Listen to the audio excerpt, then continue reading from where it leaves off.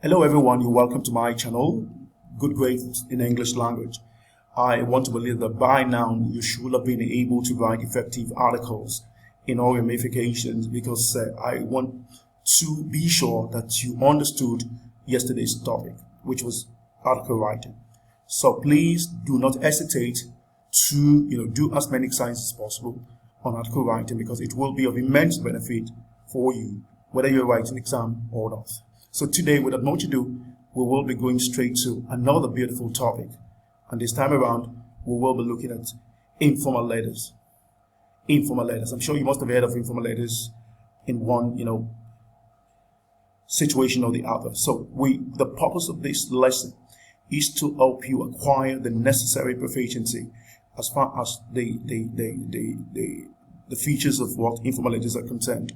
Not just watching the video. The purpose, like I said, is to enable you to acquire the expected proficiency in this aspect of English, so that in the long run you will be able to be the best as far as the writing of letters are concerned. So what are the lesson objectives?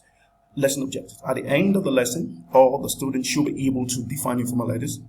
Number 2, you must be able to identify the features of informal letters. Then number 3, you must be able to watch a video demonstration of informal letters on YouTube. So we will go straight to what informal letters are.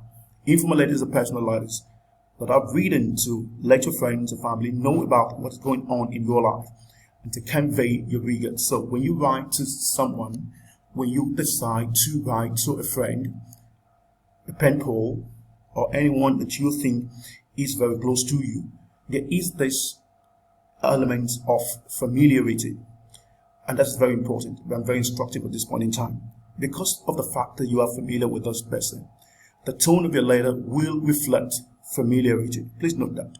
So you are free to use your words as much as possible. You are not limited by conventions. You have that unlimitedness as far as your writing is concerned. So, and that's why sometimes you can bring in what I call slangs. Is allowed, unlike formal letters that are usually strict in conventions and or what have you. So an informal letter is usually written to a family member, a close acquaintance, or a friend. The language used in an informal letter is casual and personal. So please note that the language of an informal letter is casual and at the same time personal. And if it is something that's personal, it means it is for you alone. It's not official. It's personal. You are writing from your own personal perspective. And if you're writing from your own personal perspective, you are not governed by conventions. Please note, you're not governed by conventions. You are not governed by rules. You just write, and when you write, your writing flows, and it flows naturally. And it helps you to write effectively without being compelled to follow some rules. Okay, so what are the parts of an informal letter? Having said that, and we're going to consider the various parts of an informal letter. The first one is the address. The address is very important, which includes your written address and the date of writing the letter. So your written address and the date of writing. Your date must be well written. Please note that. There's nothing like that second slash. No. You just write, 9th July, 2022. So it's very important you know the date. The opening salutation. This is the opening greeting. Typically, Dear John. Please note, Dear John. There is no title here. Just write Dear John after your address. Then body block. This is your actual letter. That's the content now. The introduction of the main part plus final part. So what we're saying here is that your letter must have an introduction where the various vocatives are used. Please note that how's everything? How's life with you?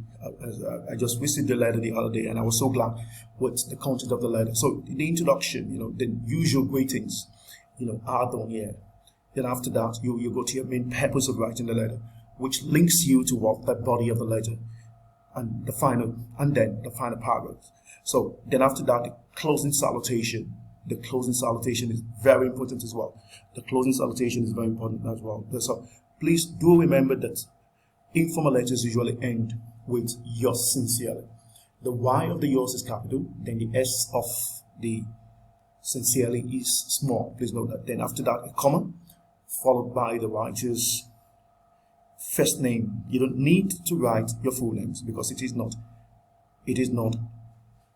a formal letter. Now we will be looking at some examples.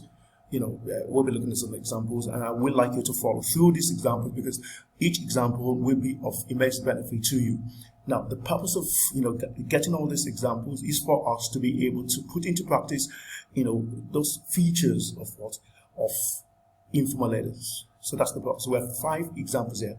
We'll be taking a look at each of them one after the other with a view to getting the needed proficiency, getting the needed things that we need to be able to write an informal letter. So the first example is write a letter to a friend with whom you hold a quarrel, given 3 reasons why you and him should resume your friendship. So this is an example of informal letter.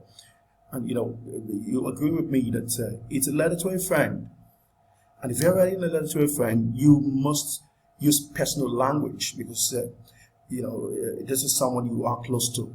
This is someone you share affinity with. This is someone you are always seeing every now and then. But there is something now. There is, an inverse to the relationship. There is what we call a hitch to this relationship. And that's the quarrel. So you are writing, a letter of reconciliation. Reconciliation. You want your friendship to, be the way it used to be. And kind of let's laugh. So how do you write this letter? Don't forget your address. It's very important. One address, not 2 addresses. One address, which is usually at the top hand corner of your book. Then after that, you go straight to the opening salutation, the introduction. After the introduction, you go straight to the 2 reasons why you think you and your friend should be on speaking terms again. So please don't forget 3 reasons. Giving 3 reasons, very specific and very instructive. You are to give 3 reasons, and you don't give beyond 3 reasons because the instructions are there for you to follow. Then after those 3 reasons, you go to your conclusion, and after the conclusion, you go to the closing salutation. Very important. We look at example 2. Your younger sister who just finished secondary school is ready to confide in you that she intends to travel abroad with her friends to explore opportunities for employment. Write a letter to her, giving at least 3 reasons why she should not take such an action. So you can see, just like the first example, we're following the same thread, the same line of action. But this time around, the letter is not within Nigeria. We're looking at the space now. You're writing to a sister who intends traveling abroad. And, please, you must be very careful of the way you write this.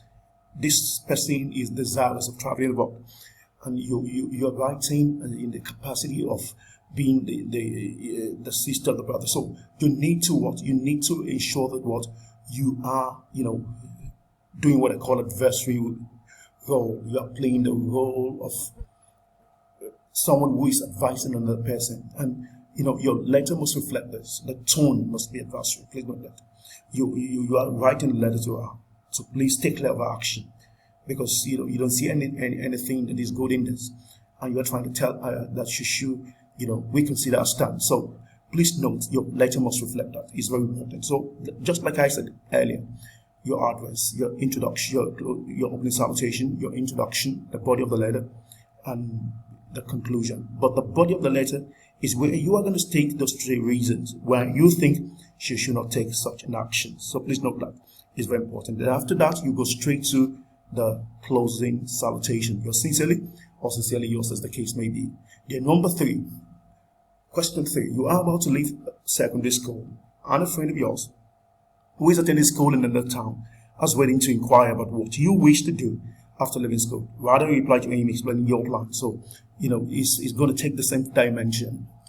There's a friend of yours who has decided to confide in you, and he's asking you what you wish to do after leaving school. So the body of your letter should indicate what you intend doing after leaving school. And don't forget that is the use right apply to him explaining your plans. So you are going to the content of this letter will be you explaining your plans to your friends. What are those things you intend doing? Those things from your body. Please note that it's very important, because if you don't do that, you will derail from the expectation of the examination body. It's very, very important. Let's go straight to question 4. Let's go straight to question 4. A friend of yours confided in you that she intends to drop out of school to get married. Write a letter to her giving at least 3 reasons why she should stay in school. So this is another one, just like the first one. A friend of yours has decided to confide in you that she wants to get married immediately she leaves school. Now you are to, advise her on why she should stay in school instead of getting married. So just like the other one, you're writing in an adverse capacity, and your letter must reflect that. The tone of your letter must reflect that. Don't forget that every informal letter has a tone, and that tone must be sustained in the course of your letter.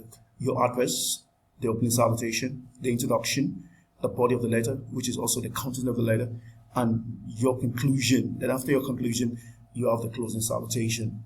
The closing salutation. So you can see some of these examples, and each example, has reflected how an informal letter should be written. So I want you to, take one of these. You can write on one of these, taking this into consideration, those features of what informal letter. And I'm sure by the time you will have, finished writing this, you will have acquired, so to speak, the necessary, competence, as far as this level of English language is concerned. So I want to say thank you so much for your time. Thanks for watching this video. Remember to subscribe by clicking the subscribe button. And that's all. I wanted to do that. It's very important. It will help me to be able to measure the level of participation and level of acceptance of my video. And that's all. Please don't hesitate to click on the subscribe button. It will make a whole lot of difference in my next presentation. I want to say thank you so much, like I said earlier, for your time, for creating time for me, and for allowing me to walk into your world and to take you through this navigation of informal letter. I'll see you in my next video. Do have a wonderful time. Thanks so much. Bye for now.